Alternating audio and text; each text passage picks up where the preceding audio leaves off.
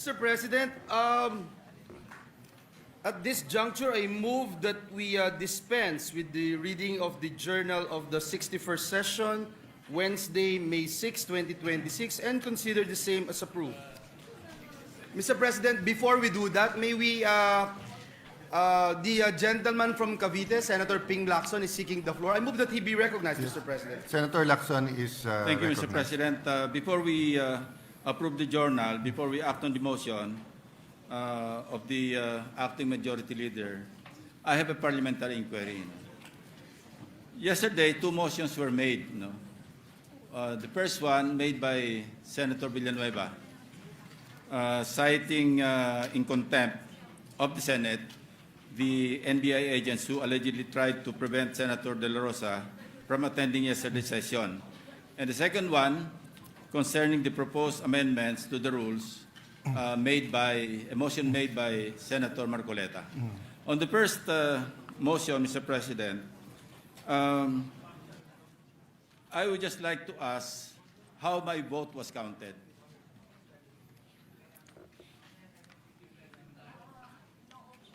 Yeah. Yeah. There was no division of the House. I have a copy of the TSN of yesterday's session, Mr. President, and it says, which led to the, and I quote, in part, which led to the body's unanimous consent to move that we cite in contempt those individuals running after Senator Ronald Bato de la Rosa. Mr. President, as per our rules, particularly Rule 41, Section 117, it says here, the vote of a senator absent from the session at the moment he is called to vote shall not be counted. At that time, we were at the lounge along with Senator Tito Soto, Senator Risa, Senator Kiko, and Senator Mix. We were at the lounge and we were monitoring the proceedings, the ongoing session. And to say that my vote is counted along with the others, because it says here unanimous, that's why I stood up before we approved the journal, Mr. President. For a full explanation of that, I will refer to the Committee on Rules, because to my knowledge, that is the tradition of this chamber. When we pass resolutions and there's no objection, whoever is present during that time is counted as to have voted for it.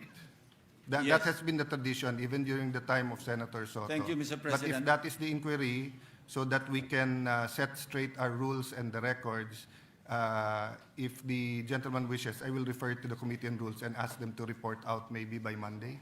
Thank you, Mr. President. Except that Rule 41, as I mentioned, Section 117, maliwanag po sinasabi, pagka wala yung senador sa session hall at the moment he is called to vote, shall not be counted. Yes. Which, for example, the resolution against the Chinese ambassador, many of us weren't in the session hall.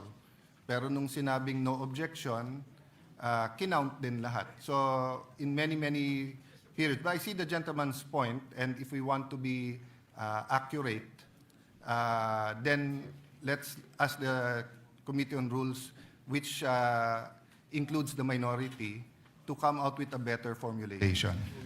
Let it be placed on record, Mr. President, that my manifestation does not in any way showing sympathy with the NBI agents who grappled with our colleague here.